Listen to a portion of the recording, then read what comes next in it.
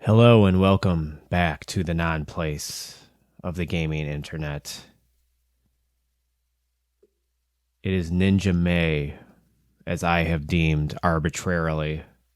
Start with a bang, and probably the one I have a pretty good feeling this will be my favorite of all of them. This is Ninja Warriors.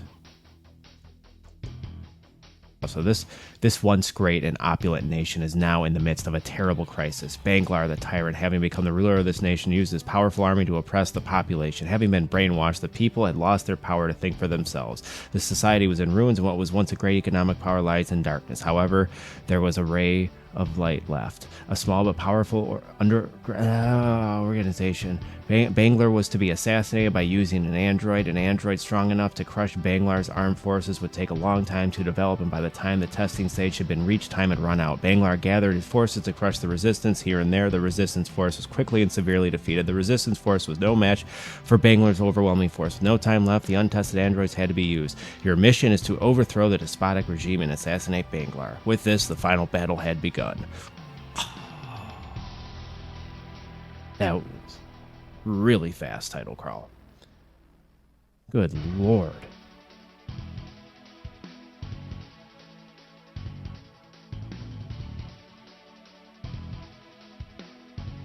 Pretty timely, huh? Despotic. Fascist overlord. Wonder who that could be. Look at this opening. So this game is called The Ninja Saviors: Return of the Warriors. This was released in 2019. And the reason I'm playing this game and not... So this is a remake of a 1994 Super Nintendo game called The Ninja Warriors Again, which was itself a sequel / remake of, I think, an Amiga game in 1987 that got a re-release on the Sega CD and the Turbo Graphics PC Engine, because I think it was Japanese only. This is a beat 'em up, but as you'll notice, this is not a typical beat 'em up. It's not like Turtles or Streets of Rage or Final Fight. There's one-dimensional playing. You can duck, you can do super moves, special moves, you can jump, you can block holding down. This game is incredible. And like I said, again, I still haven't figured out emulation. I'm guessing a Super Nintendo physical copy of this game is very rare and expensive. So I am playing the Switch remake. This was developed by, it was published by Taito, I believe, and cannot say off the top of my head. Was it Natsume who developed it? Gaming expert Scott Macheski at your service here. So this game has 3 different playable characters. You have a throw there.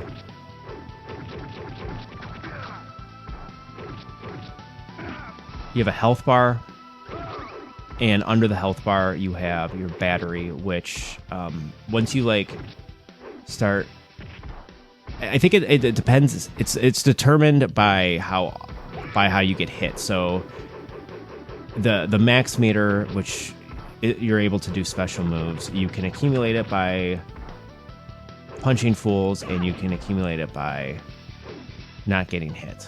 If you get hit, it decreases. So there's this really good give and take.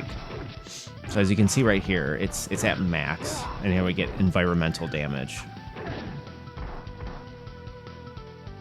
This is the most souped up version of Kung Fu, because the only other one-dimensional playing beat 'em up game or franchise I can think of is Kung Fu, which I believe was an arcade game, like most games that were ported eventually to the Nintendo. I had no idea about this game, and I know I mention him every Saturday morning. Tim Rogers, in his incredible 1994 The Review YouTube video, which I would recommend. I don't know if I'll ever make a top 10 Tim Rogers videos, but if I ever did, that 1994 video would almost certainly be high up on the list. But before we talk about Tim, the boss battles in this game are incredible too, because they're always these like massive behemoths, and as you can see there, I have two types of like super moves. I have like the super when the max meter is all the way up, and you can just do this ground attack move that just takes out everybody on the screen. And then you have and there's 3 playable characters, and the ninja I'm playing as here can do this like really neat kind of like propulsion move, which doesn't take all your meter. And then there's this amazing freeze frame whenever you defeat a boss. It's like just such a cool game. It's so fun to play. It has so much style. It's very simplistic, but also very complicated once you this is normal mode too. And once you beat the game, which I haven't yet because the final boss is extremely difficult.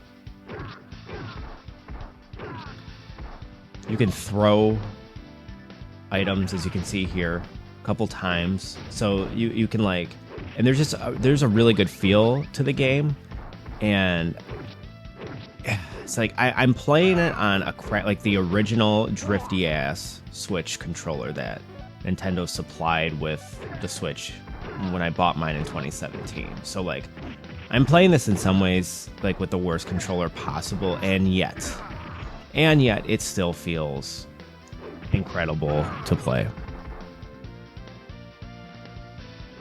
So this is what Tim Rogers put Ninja Warriors, again the SNES game, at number 5 on his best games of 1994 list, which was a very pivotal year for video games for many reasons. It was like a year of reiteration more than anything, more than like revolution.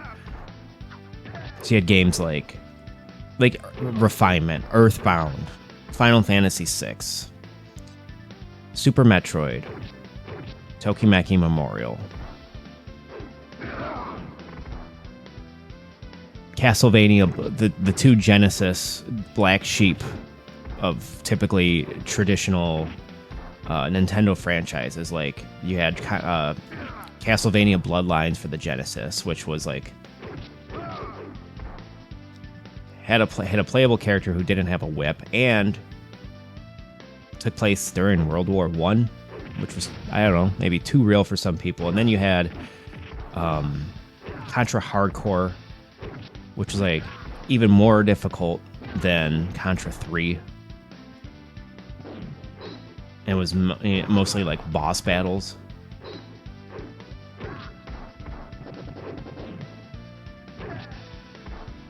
Police Knots also released that year. Hideo Kojima's last game before Metal Gear Solid. Incredible, influential year.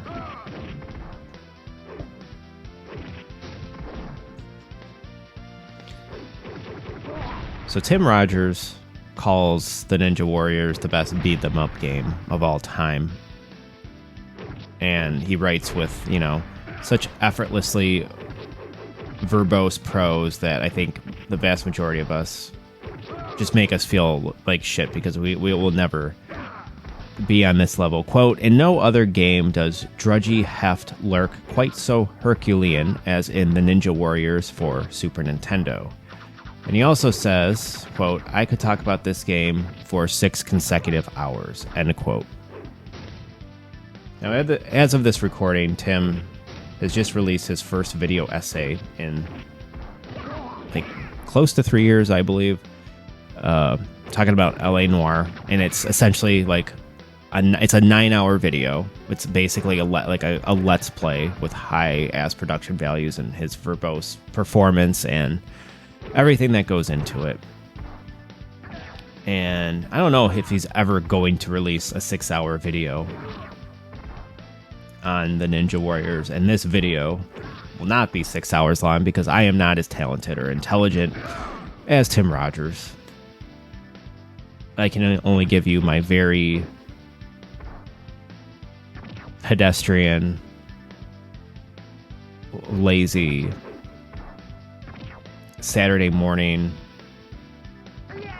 coffee brain. That's, by the way, I no, I'm going early this Saturday, like real early. So I'm not drinking any pop. This is coffee. This is just straight up get to work.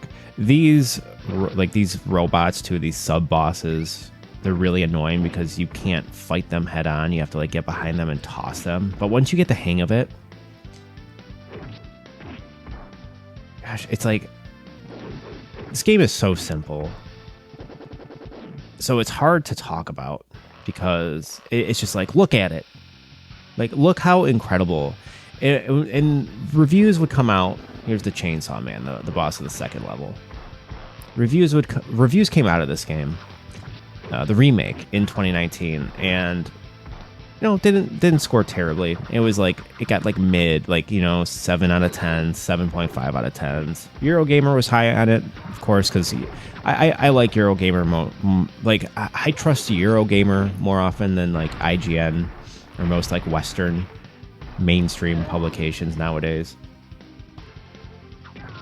Rarely trust them at all. I'm trying to just trust, my intuition at this point, and making sure I'm not becoming more and more like AI. But who knows? That's probably an inevitability.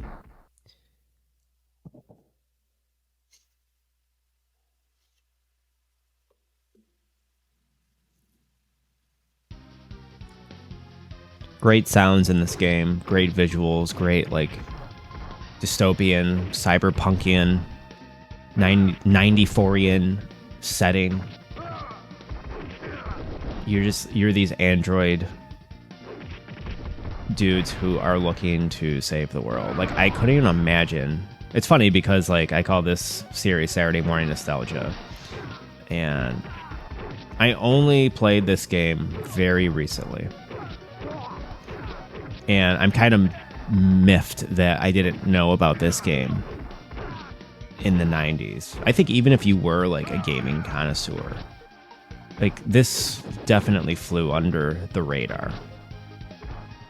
Like a beat 'em up that takes place on like a single plane. I mean, this, with all due respect to Turtles in Time and Streets of Rage 3 and Final Fight, which I would say like off the top of my head are like the 3 best beat 'em ups. Just thinking like right off the top of my head.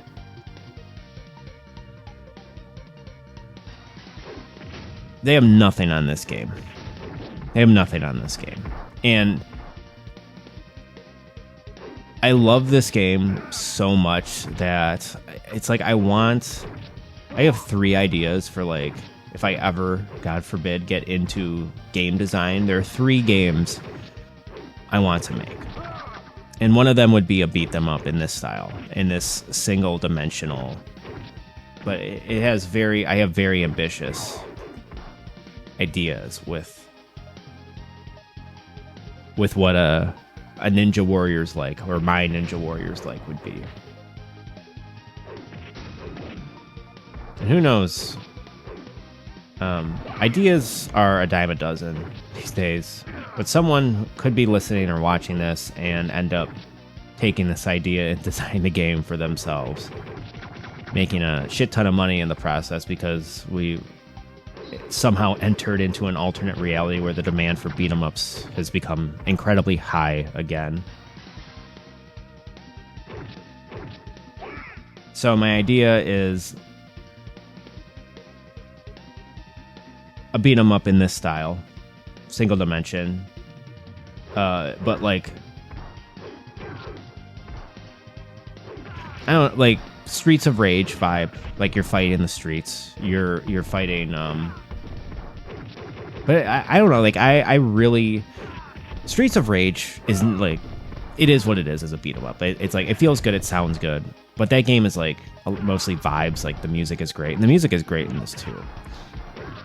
So if I could like fuse the aesthetic of this and Final Fight and Streets of Rage, talking graphically like that, specifically 1994 style. And there will, of course, like this game, be 3 playable characters. So one would be a trans woman, one would be a black dude in the vein of Skate from Streets of Rage, and the other would be like the big white dude, like a big white dude who's chill but can sometimes get his foot stuck in his mouth, like he says stupid shit, and then the other 2 have to like check him or whatever. But it's not like it's not wokey where, you know, like every character has like their strengths and their weaknesses, both like in the plot and gameplay wise. Like there's a give and a take. So you're seeing like the third main playable character here, because this dude just turned out to be my favorite. There's also I'll show off all 3 playable characters, but there's also like the female ninja, which I don't know her name. She's like the quick one, so that would be like Skate in my cyberpunk beat 'em up.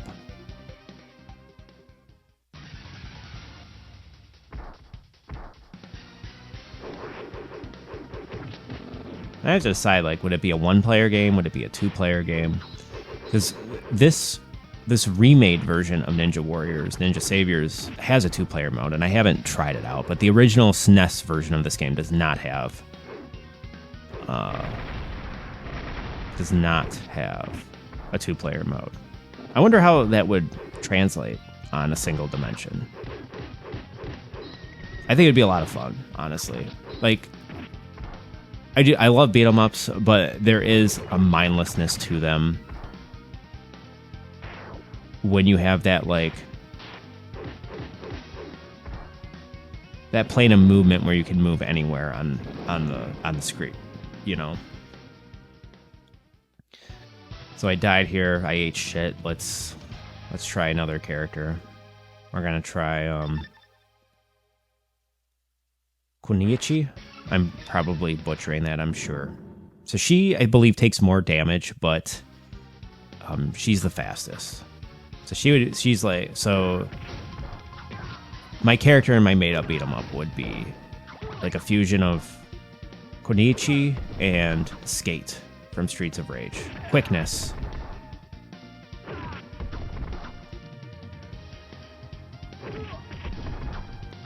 So then I'd have to decide, like, okay,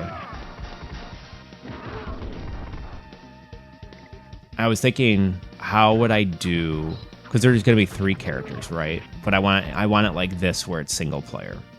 I think I want to do single player. So I was thinking it might have to be like linear, because I'm thinking of like GTA 5, where you can swap between 3 characters like on the fly. I think that would be too ambitious to like program with.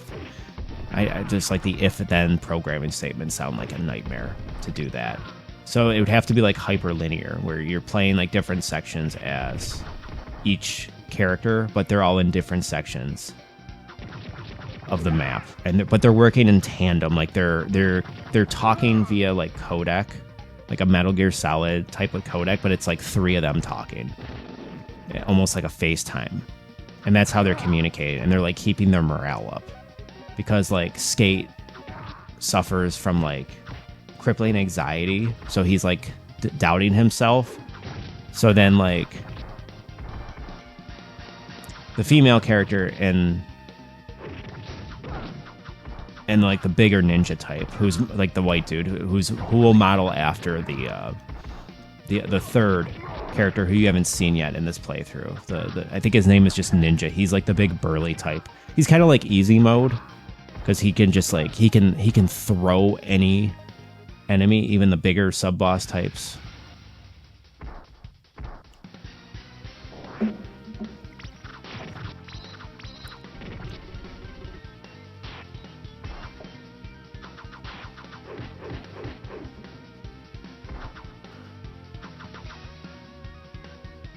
So then, like, I'd have to decide, would the codex be text-based or would they be voice-acted? Why not both? So that's, like, the meat of the story. Like, you'll get these cool little, like, visual novel type presentations, like, between levels where you'll get, like, an update on what's going on. And it's going to be very timely. It's, like, it's going to be, like, 3 android types, like, in Ninja Warriors, where we have to, like, kill the evil fascist dictator. But it's going to be like, there's going to be like tech bros, like every boss at the end of every level. I think we'll have like 7 levels in this game. It's going to be a short game. It's going to be like 5 to 6 hours. And when it releases, like that's all IGN and GameSpot are going to talk about is like, well, it plays really well and it has this really cute idea, but it's only 5 to 6 hours long.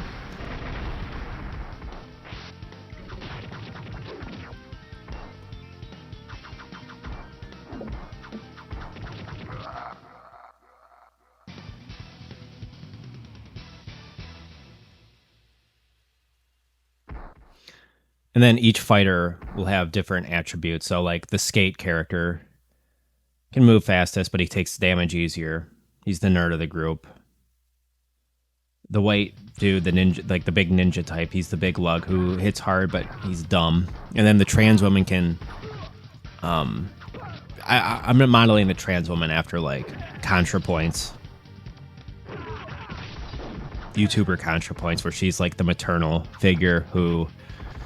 is kind of reluctant to be there, but she's like the smartest. She has a lot of the know-how, so the other two just kind of like look up to her. But then she could be like kind of arrogant and like depressed because she's very talented, but she also doesn't want to be there, you know? Like there's a reluctancy there.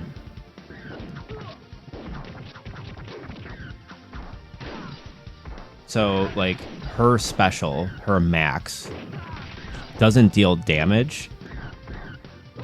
It's more like she can do healing, and then she can heal herself when she builds up her mana bar, I guess you could say. And then she can give like support bonuses during like the codec intermissions between levels.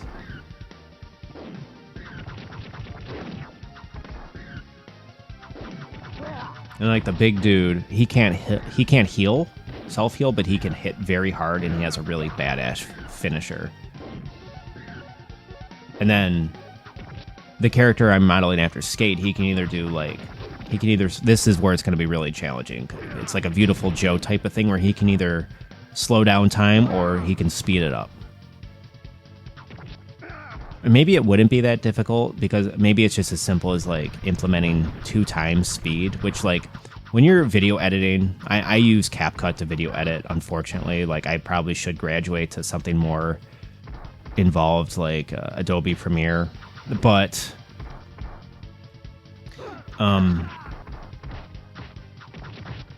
I occasionally will do like the speed up or slow down frames, and that's very easy. All you have to do, it's just like a meter that you can like raise to go like 2 times versus 1 times or 0.5 times if you want to do half speed. So, but I think the only thing that would be really complicated with that is again the if-then statements, like when do you activate precisely? Like you have to code when to do that, and it's not like a scripted thing. I mean, but you could do it where it's just in script and moments, but that would be kind of lame, and it would defeat. It wouldn't be like gameplay oriented anymore. It's like I see that as like this is a tangent, but like Resident Evil 3 Nemesis remake, the game that like a lot of people say is just mid, and Resident Evil 2 remake did like the Nemesis thing much better than the Nemesis game did. Like Nemesis in that game in the remake is very scripted. He only comes out in very specific points, and you can just tell it's just like the facade is. I mean, it's a fine game. I enjoy that game and all, but yeah, it feels very scripted whenever Nemesis is there because they didn't have much time to make the game, and they had to take shortcuts. And like the asshole suit dictator, who's like the final boss of the game, which it's gonna be very similar to how they do it in this. As you can see here, I'm playing as Ninja now, the big lug character. As you can see, he's just a tank. He's like easy mode or baby mode, but he's incredibly fun to play, and he has like this really cool like ground base attack where he can just like turbocharge and then do like uppercuts, and he can also do a super kick. Super kick pate.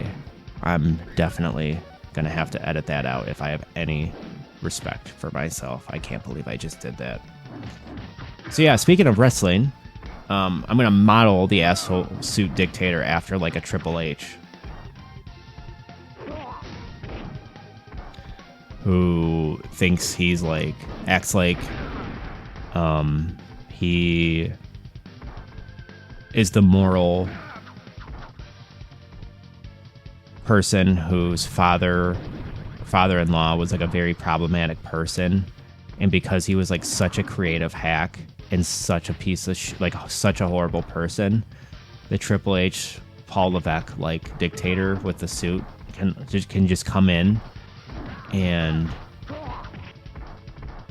it's like because his father was like a 3 out of 10 human being in terms of like, I'm talking not just like morally with being like a sex pest and a fascist and all that, but also like very like completely lacked creativity, except in like the hyper capitalist businessman, you know, doing backroom deals type of shit. But in terms of like having any sense of any talent artistically, like we'll put Vince McMahon at like a 3 out of 10.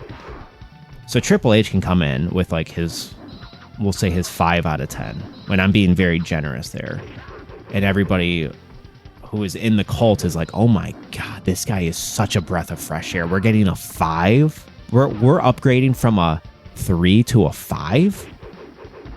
Sign me up.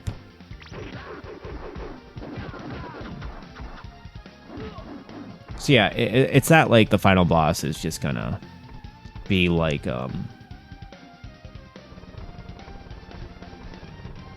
he's subtle in his he's much more subtle than Vince McMahon, I guess. In my made up video game that I will never be able to fund or be able to make, and that the one person watching this video will take this idea and become like my biggest frenemy. I wonder if that reality will manifest itself. As I'm 38 and already, you know, dog tired.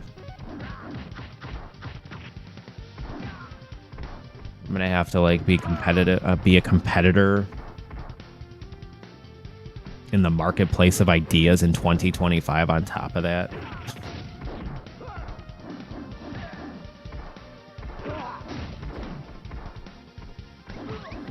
Ninja has this really cool, like his, I guess I'll call half special because it doesn't take up all of the bar. I feel like the half specials are a much more rewarding way to play, like activating those rather than just like waiting for your max meter to fill and then just doing like the super duper move that takes out everybody. I mean, it's a very damaging move, but I mean, look, the nunchucks are great because it's just whenever you get into a situation. I mean, the special nunchuck move where you can, it's used for like crowd control when you're just completely swamped on either side by enemies, and you can just like dish that out and it'll just take out everybody around you. And it has pretty good range too. And as you can see there, you can hit again when enemies fly up in the air. You can, as the nunchucks are whipping, each rotation will still, like, there's no invincibility frames for the enemies. They'll just keep hitting them while they're in the air and keep knocking them back, which feels super satisfying.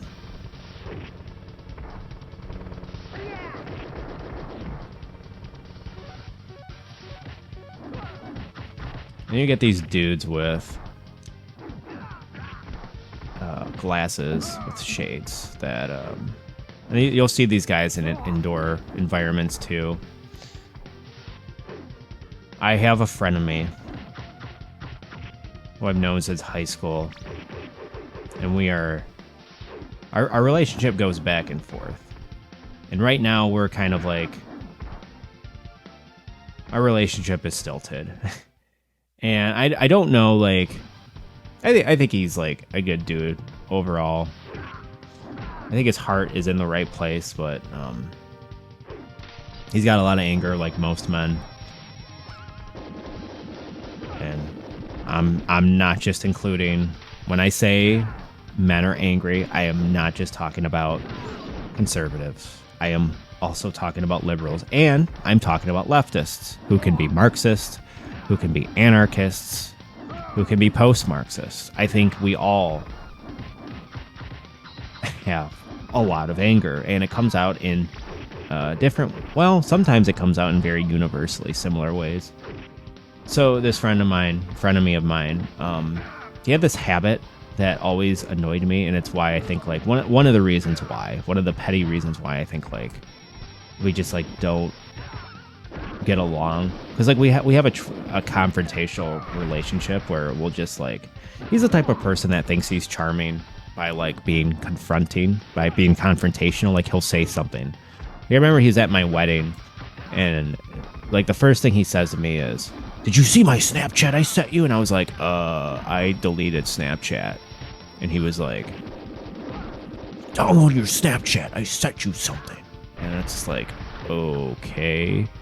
So, like, I'm at my wedding and I'm having to, like, manage between talking to, like, 100 different people, and then I got this motherfucker being like, genuinely, he's being serious, being like, "I want you to download the Snapchat app right now and see the Snapchat I sent you." It's like, oh my God, this is so infantile.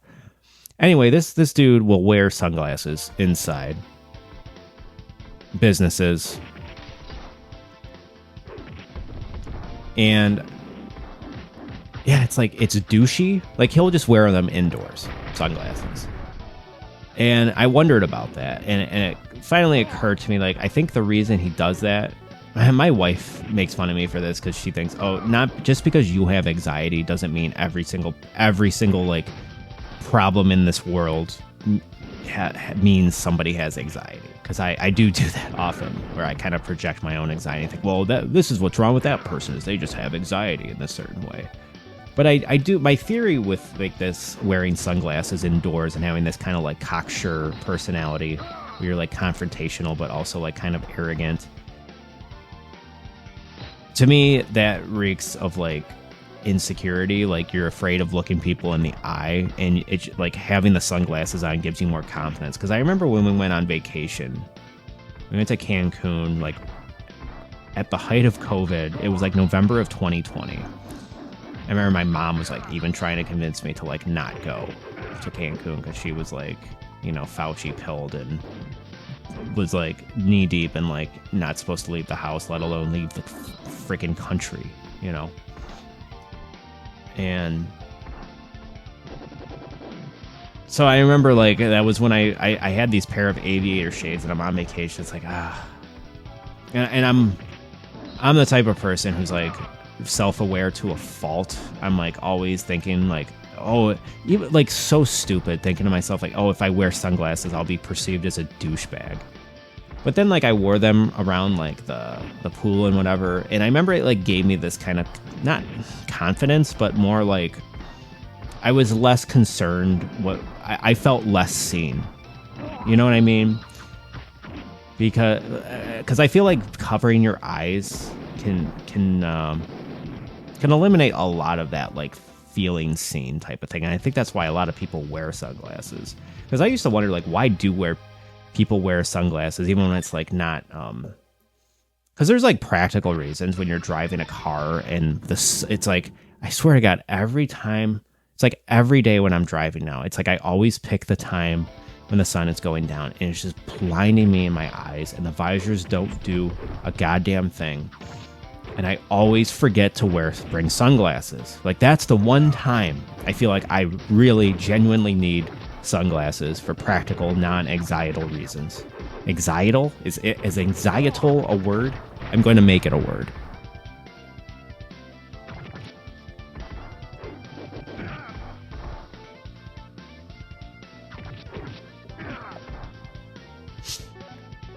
I just went back to the comforts of my boy, who I don't know his name, My wife has told me this. Like, I used to be really good with names, but terrible with faces, and my wife was the opposite. And now it's like, I am terrible with names now.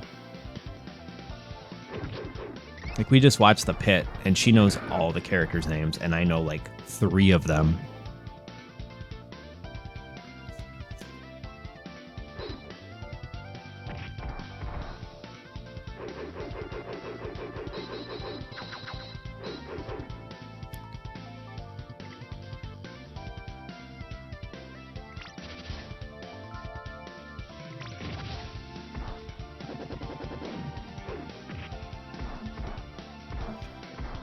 And so the first boss comes back here as a sub boss in these later levels. And I don't know about the 1994 game, but the 2019 game is pretty it's pretty forgiving with the checkpoints. Like, it's not that hard on normal because it checkpoints you between levels when you die, and you can swap between characters.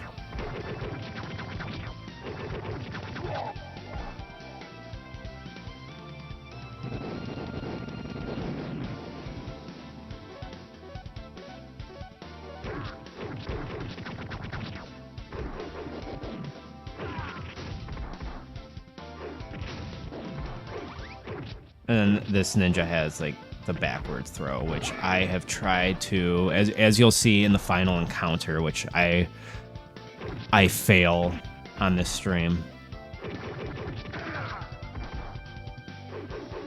Like, everything hinges on the final encounter in this game. Like, you better know how to throw fools, because if you don't know how to throw fools, the final encounter in this game is it's impossible. And I still, as somebody who like feels relatively confident about how to throw in this game as much as I can with a drifty ass Switch controller, like, I don't know how I feel about that final encounter. Like, I don't know if I would call it fun, and I do want to beat it eventually, but I have not beat it yet, and you can't unlock hard mode until you beat the game on normal. Like, it's completely different. It's not. We'll see it when we get to it. The game is just constantly throwing these little challenges at you. And I'm playing on normal, and I almost can guarantee, like, when I do eventually beat the game on normal and unlock hard mode, I'm going to have to learn how to use the block, because I don't use the block at all in this. I got to take a dump. Shit, I gotta take a dump.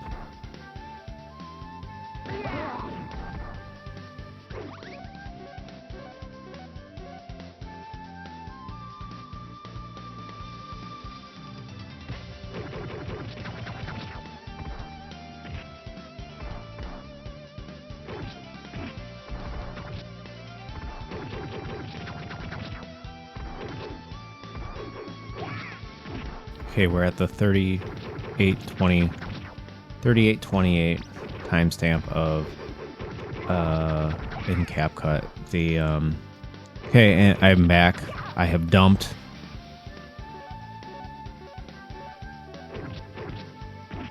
That just came out of nowhere.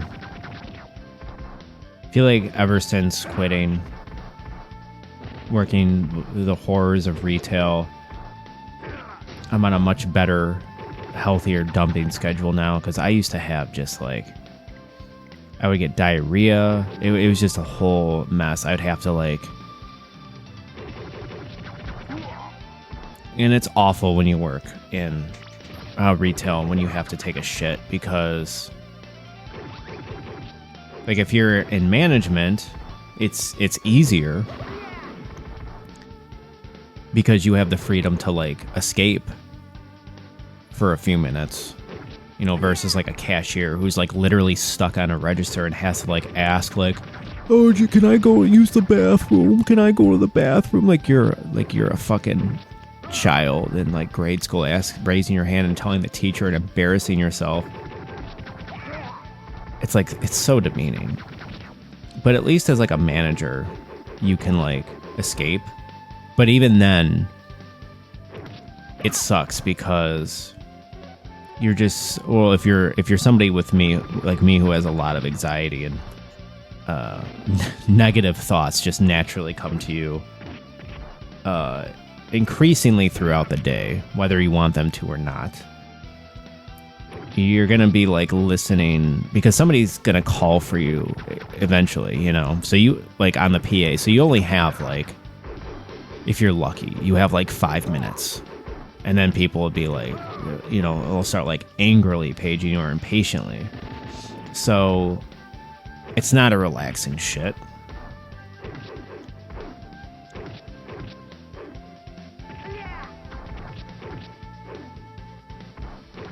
And shitting in a public restroom just, I mean, I'm sure you've heard the stories or you've experienced this yourself. Just people act like animals when they're in a public restroom. It's wild to me. Because people will like put up airs that they're civilized when they're in public, but it's like all bets are off when you're in a men's bathroom. I don't know how the women's, I've heard women's bathrooms can be even worse. So I'm just basing this off my experience in men's bathrooms, but the lack of shame in there when people like take a shit and they'll just be like you'll hear diarrhea, just like, it's just like the worst. You can already tell like this person has a terrible diet by the way the sound their diarrhea is. And then on top of that, they'll be grunting and just like, it's almost like they're in some kind of like orgasmic ecstasy. This is the premium part of the show, by the way. I should be paywalling this content because now we're getting into like the real nitty gritty, like neat, like genetic, cellular. Like this is in humanity's like DNA. This is just like pure id. The people who orgasmically shit and like in a crowded area, and because like I'm the type of person. Some people call this a courtesy flush. I don't think it's a courtesy. Like I don't care if it smells more than I just don't want people to know that I'm in a stall shitting, even though like that's what a stall is for. I don't want people to hear like if a fart or like a diarrhea fart comes out when I'm shitting. I don't want anybody to know that I'm in the stall taking a shit. It's like some weird kind of like sign of weakness or whatever. Okay, we're at the end of segment 1. So I'm going to do segment 2 now.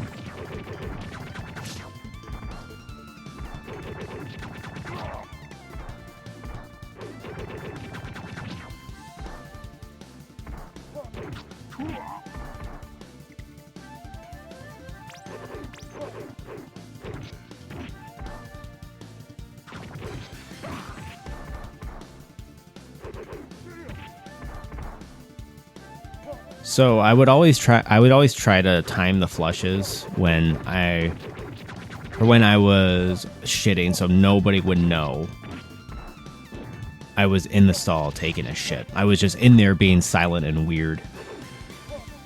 And then wiping my ass was a whole other story, because then it's like, okay, that's loud. And I feel like this scarred me, because I remember one time I was in the stall.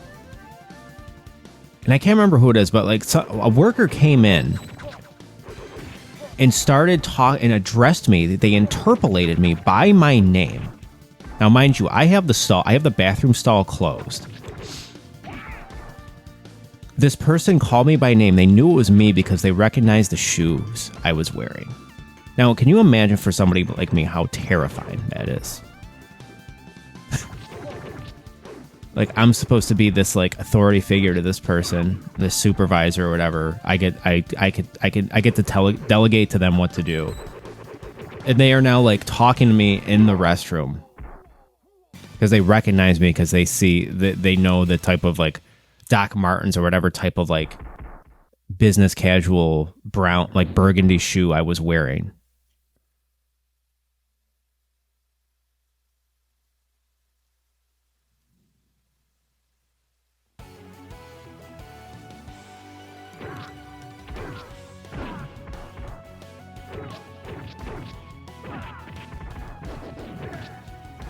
But shitting is, I'm not going to say it's like an art, But there is like a right way to do it and a wrong way to do it. And I was in this phase. I go in and out of this phase. This has everything to do with patience. If you're taking a shit and you're being it's like you think you only have a couple minutes, and it's not diarrhea. It's just like, it's a normal solid shit. And you're trying to rush that motherfucker out,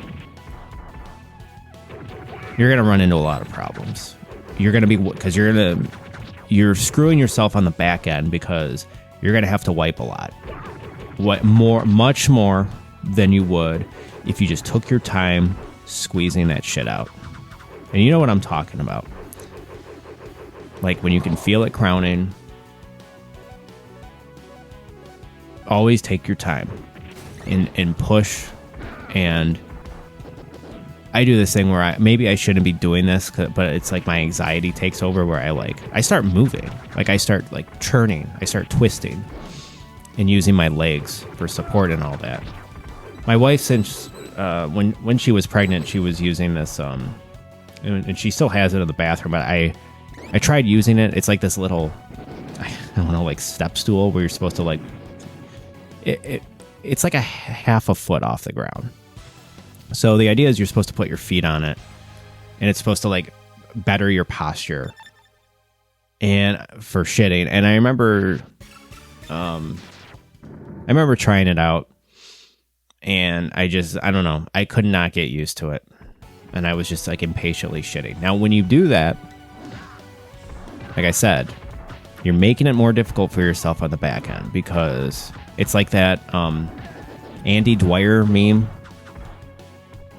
What's the guy from Parks and Recreation who's like plays Mario now and is like the new like PG-13 action hero, Chris Pratt? You know the meme where like it's like you wipe 50 times and it's like a permanent marker. It just never ends. Not only do you have that when you shit impatiently, but you have dingleberries. And I've been there. And I will tell you now that if you do start to shit impatiently, you're hurting yourself in the long run, because you're going to have to get to points where you're going to have to start dry plucking and getting a real feel up your asshole and start plucking out encrusted shitty asshole hair. And it hurts every single time. It's different than like nose hair plucking, because that's another thing I've gotten.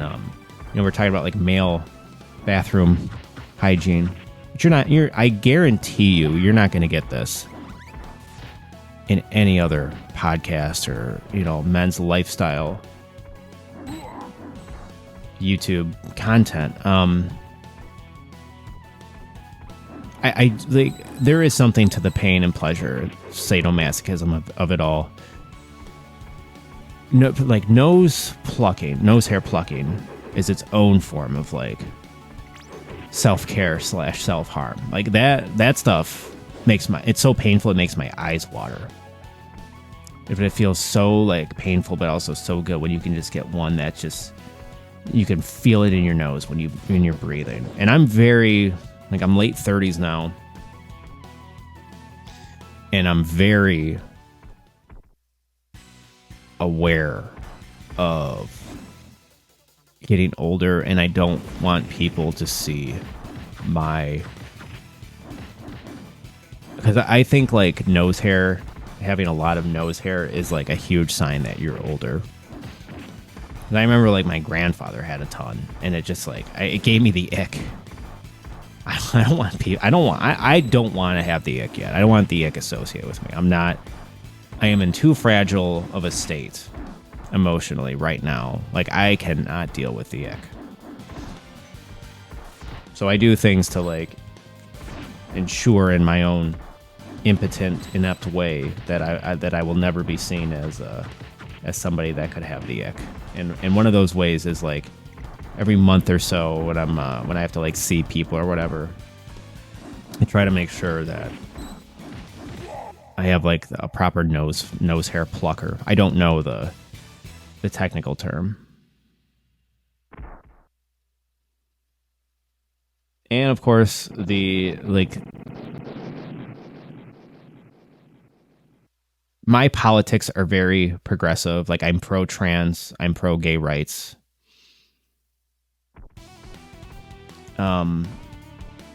But there is something about my conditioning of how I was raised, because I went to private school until all the way up until college, and I feel like high school was slightly better, but grade school was a nightmare when it came to like homophobia. Like everybody was the F word. You know what I mean? Like if you dressed a certain way, like I had pants that like I had to wear a uniform, and I had these like I was wearing these like elastic navy blue pants that like when you sat down, I had like these short socks on, so like they would rise up and you could see skin, and you were labeled a certain way if you had pants like that, like if you wore flood pants. Grade schoolers are awful, and they're probably just like reiterating their parents' toxicity, like their hateful rhetoric and all that. And it's like I think it's a combination of that and my family having a history of colon cancer, because my grandfather on my dad's side passed away of colon cancer when I was very little. Like I have very little memories with my grandfather. And I remember just like hanging out at my grandparents' house, and he was like on hospice in the living room, like near the end. And I'm getting to the point now where I'm gonna have to have like a prostate exam thing, and I've been dreading that since I knew what a prostate exam was, or a colonoscopy or whatever. Like I don't even know what the technical procedure is, because I'm too scared to even, because I'm one of those people like out of sight, out of mind. So I'm very ignorant when it comes to certain things if I don't want to research it, because it just like scares the hell out of me. Or like I was joking with my brother a couple of years ago, like, no, I'm not gonna get that, and my brother was like dead serious, being like, no, you have to do it, don't even joke about it, because my brother can be a very serious person, and my family has had a history of it. So to me, that's like scarier than having a kid is having a doctor stick their fingers up my ass.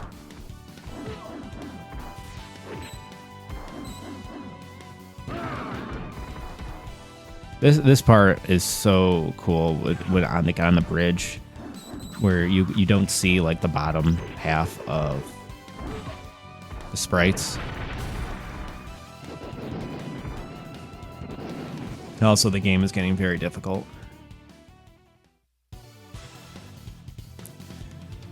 A lot of different types of enemies. You got these smaller gnome types who are like, they're the game forces you to crouch at this point to take them on. Unless, well, you can just grab them if you're ninja and make your life a hell of a lot easier.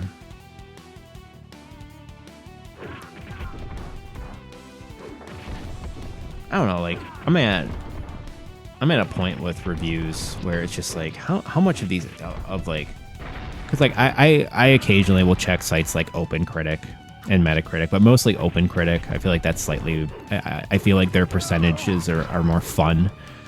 Like their median scores of reviews are more fun than Metacritic. So I'll occasionally check like whenever I'm trying to see like what are the games to play in whatever year it is. And I was looking at reviews of this remake of Ninja Warriors, and like I said, it was like 78 was like the median. In popular Western publications like IGN and GameSpot didn't even bother to review this game because it's like so niche or whatever. There's this review from Pure Nintendo. I'm just gonna read. This is like more on the middling, like thought it was 7 out of 10, very mid. This is the last paragraph. Quote, in conclusion, the Ninja Saviors Return of the Warriors isn't a groundbreaking game. It's a solid beat 'em up with solid gameplay that brings back some of the fun of the arcade classics like Double Dragon and Final Fight. But once you beat it, unless you absolutely have to have the best leaderboard score, you'll hardly touch it again. If you love old school games, as I do, this game isn't a complete waste of cash for the price. The Ninja Saviors Return of the Warriors isn't a bad game, just not a great one. So I have a lot of problems with this review in this last paragraph, because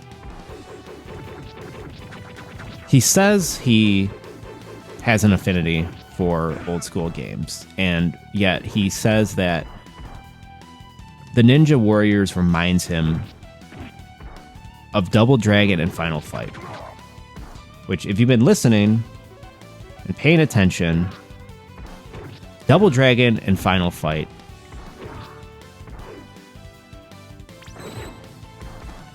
hold on a sec, I'm gonna pause. 55:22 mark.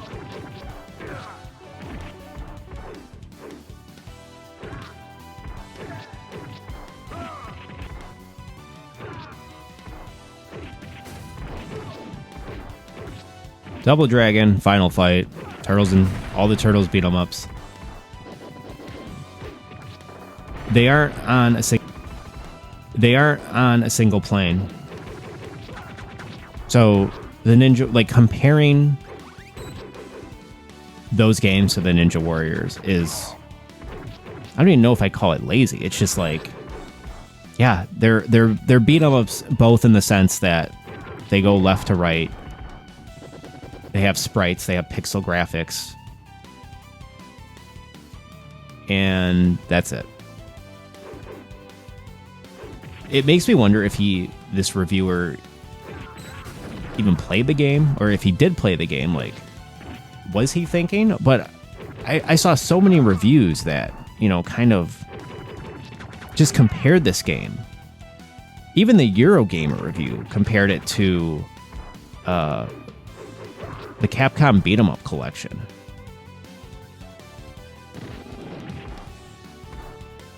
And another thing that this game does, gameplay-wise, that every single other beat 'em up does or doesn't do, in this game, like every beat 'em up, with the exception of Ninja Warriors, has this thing where you can do a special move. You get one special move, but every time you do it, you lose health. And at first, when I played this game, I was like frustrated that it didn't have this element, because I thought it was just like natural to beat 'em ups. Ninja Warriors does not have a special move that takes health. And I love that, because to me, this is a much more fun, addicting system where you have two different bars. You have your health bar and you have your, I guess, mana bar, for lack of a better term, if you want to like RPGify it, And I know like games like Persona will have powerful moves that require health sacrifices, but you're not getting any of that in Ninja Warriors. So yeah, I don't understand comparing Ninja Warriors to other beat 'em ups, because there's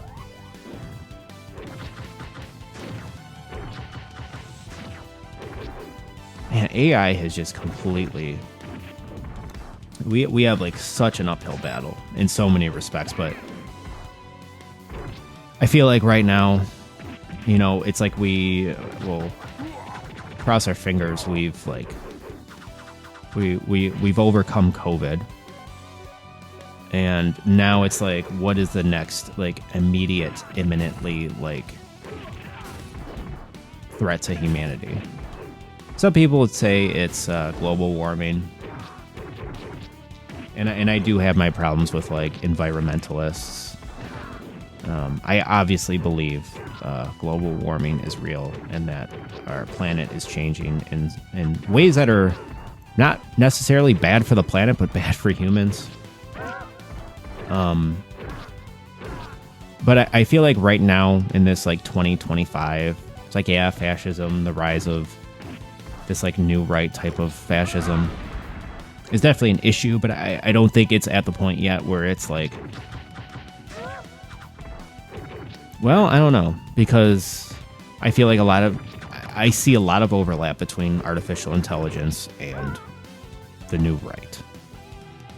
It's like you have Linda McMahon in Donald Trump's cabinet, like, the new Secretary of Education, who literally does not even understand what AI is. She doesn't even know the name. She calls it A1.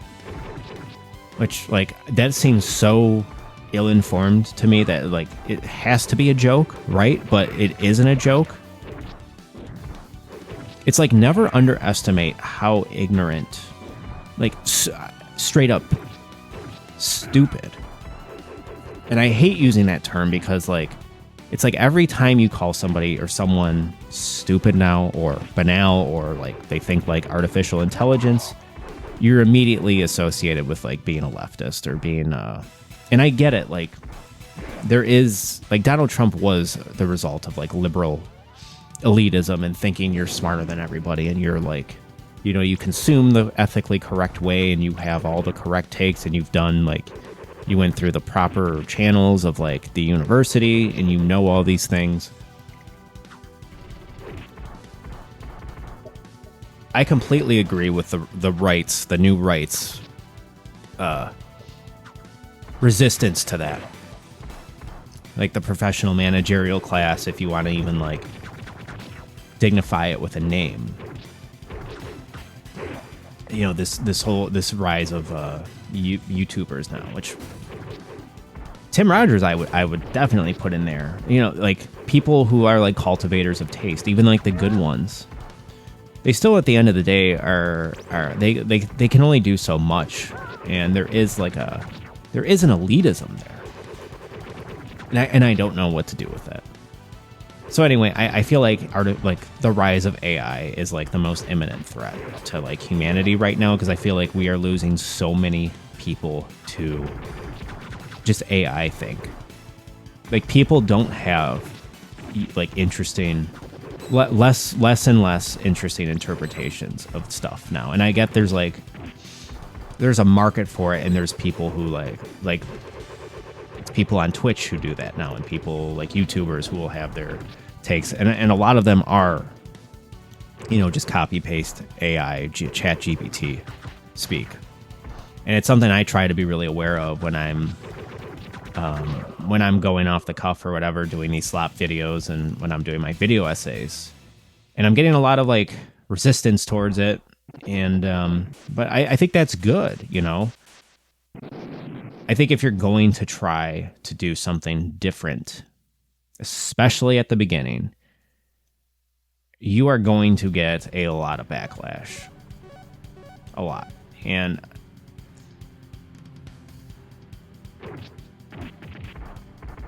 I don't know if it gets easier, because I am still, like, I'm not even a medium-sized account yet. I never know if I don't know if I ever will be. I don't even have 1,000 subs yet. I don't even have 500 subs yet. My channel is growing very slowly, and it's like, it's fine for what I'm doing right now. Like, I couldn't imagine if I had a bigger audience or reach. Like, the amount of pressure, like, I'm just, right now I'm just kind of hanging out.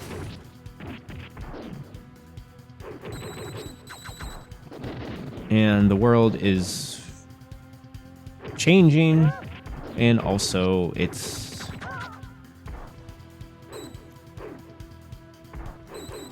not the AI thing. It is scary, but also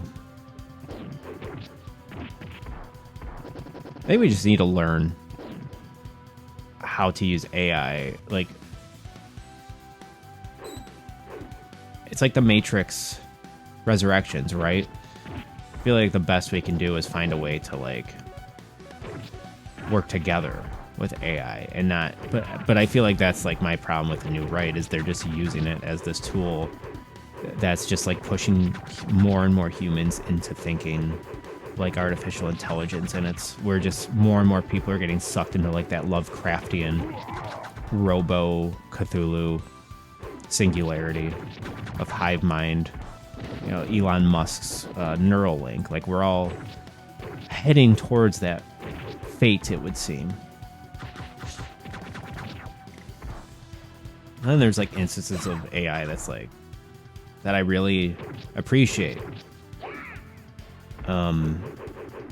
Like me and my wife were just talking about this, like, and I've made this joke before where like I don't know how to, well, it's not even a joke, it's true. Like I don't know how to like back up very well in cars. Like whenever I have to like pull into a tight parking space when I'm flanked, when I'm trying to get into a parking space and I'm flanked, there's two cars on either side and it's very tight, you know, because we have like an SUV type truck. I do the Austin Powers thing when I like adjust or have to adjust and try to like pull into the parking space. My wife is like, why is it so hard for you? And I'm like, well, I don't use the camera, like the backup camera. And she's like, use the camera. The camera will tell you, it'll indicate to you when you're too close to a car. It'll flash red. It's green when you're fine, you're nowhere near a car, and then it's yellow when you're getting close to a car, and then red means stop. To the point where like you don't even have to worry about the first time I ever drove alone after I got my license. My dad was a custodian at a public school, and I had to like go there or something. And I was leaving, and as I was leaving, we had this like Chrysler Concorde, which had a very long front end. And when I was backing out of the public school after I saw my dad, I hit the car next to me trying to get out because I thought I had more room, and my depth perception was all fucked up because cars used to have very long front ends. And I remember as I was driving, like I just drove away. I did the hit and run. I don't think I did any damage. It was because I'm in a parking lot going 2 miles an hour, but I still hit the car. I remember I just drove out, and then I remember like looking in my rear view mirror, and I saw like, I think it was a teacher because they had a tie on. It was this dude, this middle-aged dude, just like staring at my car driving away with like his, like what the fuck, with his arms just out, like what the fuck. And I didn't know if it was his car or not, but like that moment traumatized me. So now I'm definitely terrified that I'm always going to hit a car from the front end in our truck. But if you just use the back camera, the camera will tell you enough that you never even have to worry, because you can back up so far and just stop when it's red that you'll never have to worry about the human element of looking face forward and gauging whether or not you have enough room. So that's an example, I would say, of AI being used in the right way for humanity. I think I think there are too many cars, and it's just like expressways are a fucking nightmare. And it's made everything into like strip malls, yada yada, like just typical American backwardsness. I think public transportation is like the correct way to go forward as a society. And America and the US is going to keep facing more and more of these obstacles. And it'll be interesting to see in our lifetime if those problems, if Americans can get it together and adapt, or if they're just going to get worse and lead to like actual like collapse.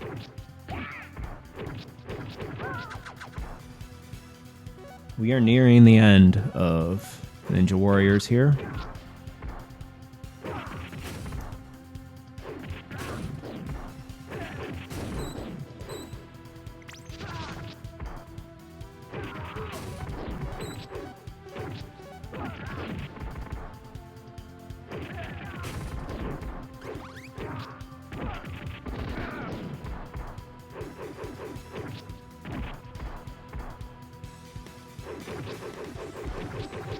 They're throwing all the burly dudes at us now. We got the big sumo guys, the jacked guys, and this is the last like gauntlet before the final confrontation. Which the final battle is a very interesting, like, conceptually. It's very interesting. I cannot believe how difficult it is. Like, I feel like there is something I'm missing with in terms of the throws. Because, like, so this guy has the throw. We'll see in a second.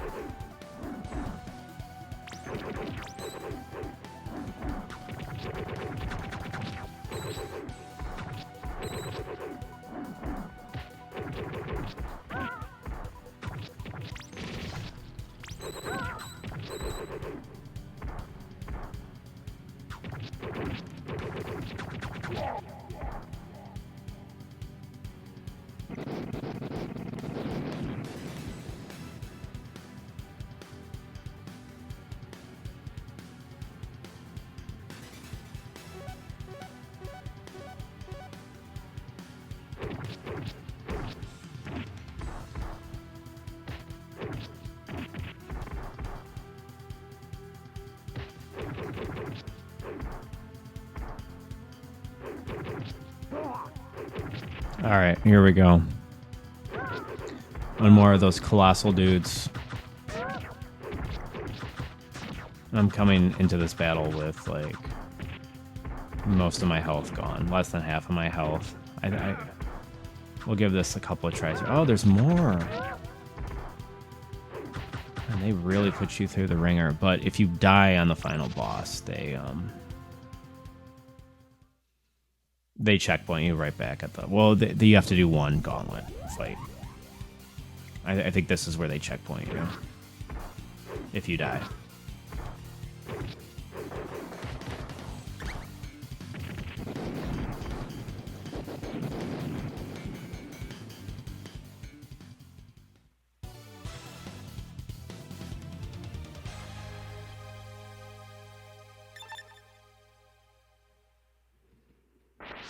Yeah, so you got this douche is just being a little bitch. He's in this it's like the inverse of the Turtles in Time fight with Shredder where you got to throw enemies. You're not throwing them into the screen, you have to throw them into the background. But a different type of background. Oh yeah, I just straight up died right at the beginning there, god damn it. So I think I'm gonna give this a couple tries.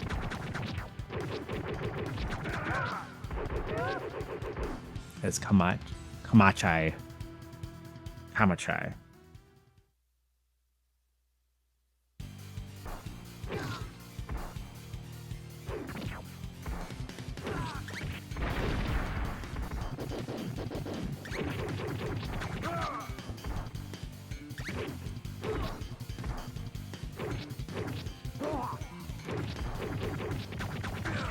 We will be doing 3D Ninja games.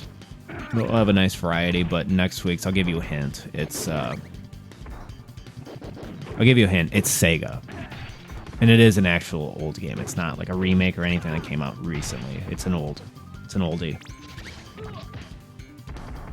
It's two-dimensional, and it's Sega. That's all I'll say. So yeah, here we go. You can see now, like, this is already really difficult. So you got these laser barriers on either side that will hurt you, but they'll also hurt the enemies. And you have these guys that'll go down in one hit. So the entire objective of this fight, like, your beat 'em up skills don't matter here. What matters is your ability to throw. And with this playable character, you have two different types of throws. As you can see here, like, this is the best I've ever done with it. Like, you have to get really good at the throws. So you have, like, the frontal throw where you have to, like, gauge how you have to be, like, you have to have a certain proximity from the dipshit fascist dictator hiding like a little bitch. So if you're farther away and you're facing away, well, you have to, like, gauge, okay, I'm going to be facing far enough away and I'm, like, out of the barrier range, and I have to, like, throw the guy with this backwards throw, which is really cool to pull off, but, like, very difficult to consistently do. And then there's the more straightforward one where you just, like, you get them kind of closer to him, and you're facing frontwards, and then you just do this, like, this frontal toss. And that's the whole fight. But then the barrier lasers get more and more insane and unpredictable. Like, as you saw there, they'll do one in the middle, and then they'll start doing multiples left and right to you. So playing as Ninja, you think playing as the big burly dude would probably be easiest because you can just grab anything, and he has the most health, but he's slow, and you have to be fast with this because you have to, like right here, look how I just completely get sandwiched in. Like you have to be ready to dodge the lasers constantly. And if that wasn't hard enough, you also have to deal with those turrets on both the left and right too, which will start shooting like machine gun fire at you. So there is an obscene amount of management that is required in this fight. It is insanely difficult to even beat on normal. Like, I feel like I'm doing a pretty good job here, and the health every time you throw a guy into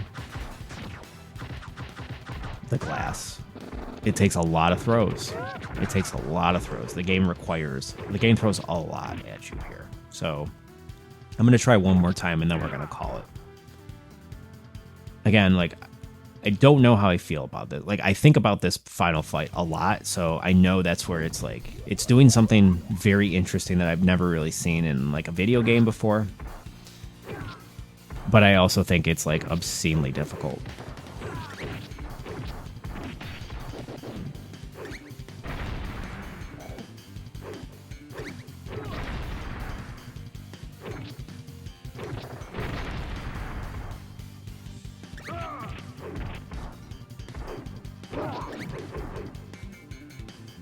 So we're gonna skip ahead. Oh, here we go. Okay, we're gonna do it. Let's see if I can do any better this time. So these first guys, the soldiers, nothing. You can't even have any hope of tossing them. So right off the bat, you're at a disadvantage.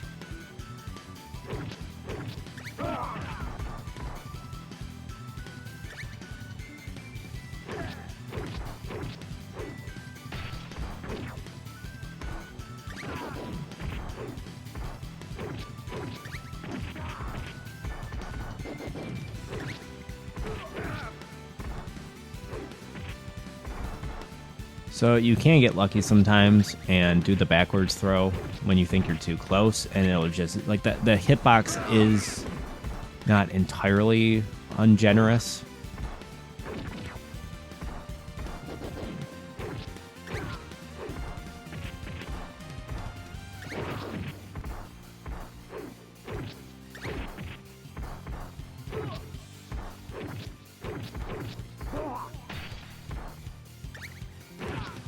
I just have to figure out who has the best consistent throws. I think that's the way to get. I have a feeling it's the red woman ninja who is like the canonically like most synonymous with this game character who has the best throws. I just have to learn them. I think that's the way to go.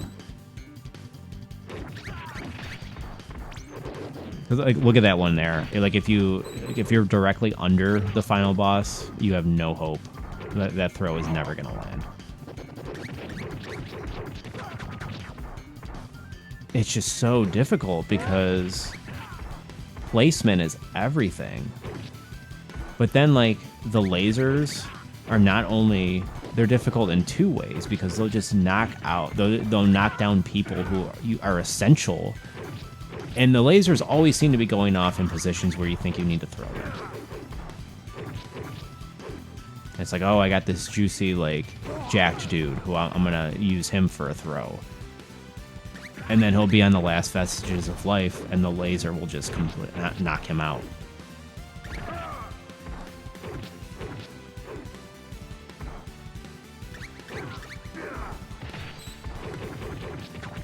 Like, this fight is just a straight-up puzzle.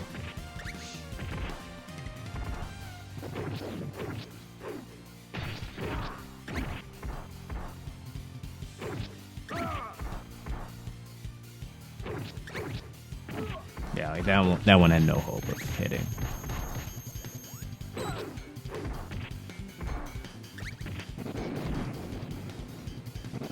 That one didn't hit. So that to me is a bit bullshitty, I would say.